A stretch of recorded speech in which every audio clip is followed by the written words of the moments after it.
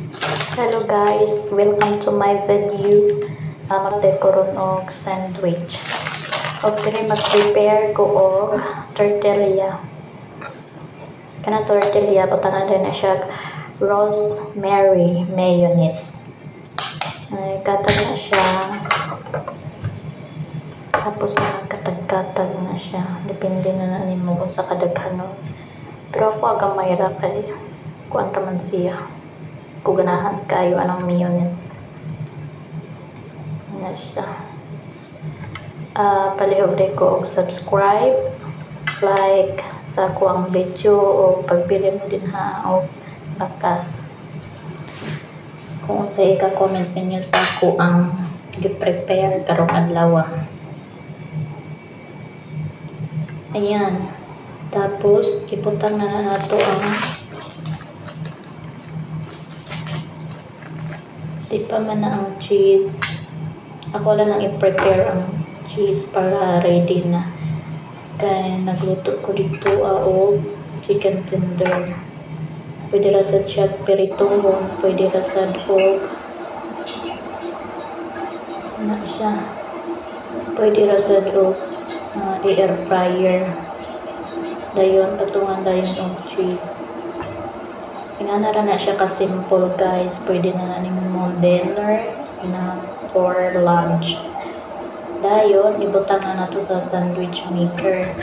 Kung walay sandwich maker, pwede na po siya sa kaha. Ito siyang lutoon through kaha. Tangag mantika gamay. Muna siya.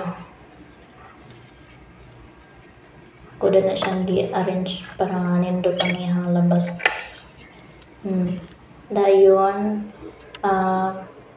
mga 5 minutes na siya giinit para lang mulanay ang cheese. So, muna na siya ready to eat na. Muna siya chicken tender tortillas. Huwag diri mag-prepare na sa dugog, avocado. Dugay ka na siya kay kinahanglan siya style by pero slice siya into 4 fingers. Ang alandayan niya akong buhaton ron avocado sandwich. Naman siya egg. Avocado sandwich na siya. Dugay ka na siya mahuman. Sa katura pong ganahan mo ka nani. Ako first time na akong i-try. Pero in fairness, lami siya. So ang bread day ani gitoasted na. Kung wala mo toaster maker, so inyo hagyapon ilutoon sa kaha.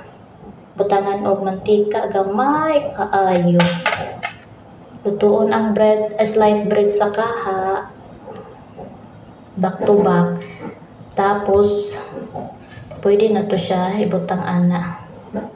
So kana siya, ako na siyang dugay kaayo no kay naglikay ko nga dili ba damage kay ang kaning avocado humok ra ba kaayo. Na siya.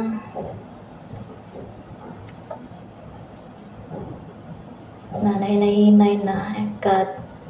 Pwede naman sad siguro na siya o kung anon kuhaon daan tanan tapos usa ikat o 4 fingers sa half slice na avocado.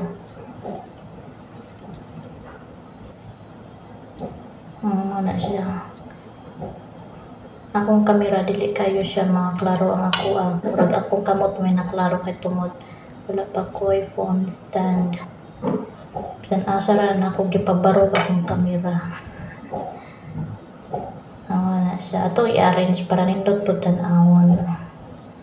Inigbutang sa bread. Na siya. Ako lang nang gikinamot ang usa kay wala ko na gloves kay ako raman sa makaon. Dayon, butangan na nato siya o asin. Sparkle na tog asin. Lagyan natin ng salt. At saka black pepper. sparkle siya ng black paper. Depende sa inyo ang panlasa. Tapos, butangan din na siya o lemon juice. Kung wala lemon juice, pwede rin sa lemon or suka. Mana siya i-flip na nato. Okay, para kuanan sa ang ilawom. Maalat-alatan. Pero kung gusto mo wala na suka, salt, or pepper, pwede raman sad. Mana siya. Kuha na lang ang lemon or suka. Mana siyang lemon juice. Gamay lang yun kaayo. Di pwede daghanon kay aslong. Mauna siya. Di pa dugay kan human si Inday.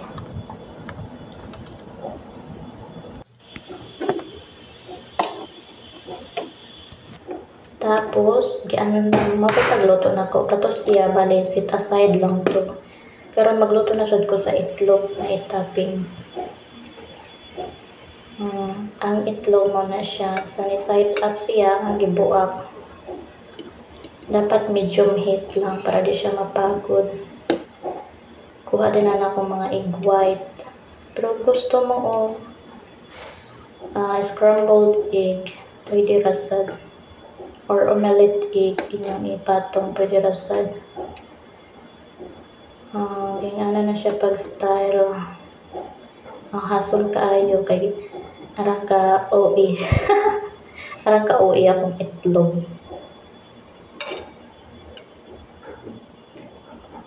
Kaya ayo-ayo pag yun siya kuan para manindot kintahay.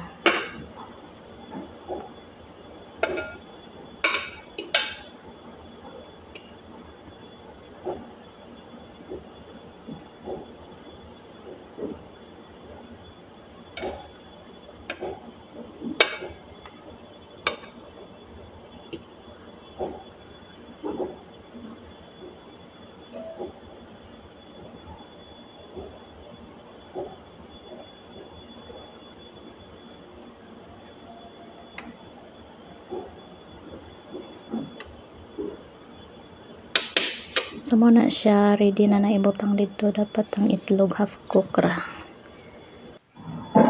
Dito na, ikuha na nako ang slice of egg toast. Muna siya, naka-toast na. Pwede rasad siya glutoon sa kaha. Tapos ibutang din na to ang avocado. Ano na ang avocado. Ready naman na siya. Dugay kay ko na human og kuan pa-center kiwa na center dayon ipatong din ang itlog.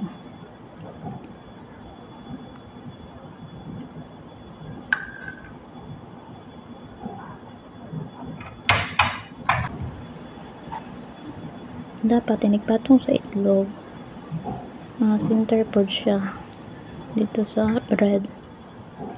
Tapos butangan gyapon siya salt.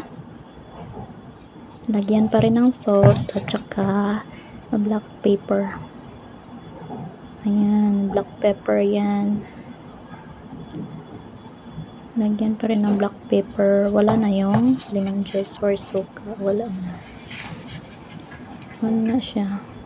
Pwede na siya kaunon.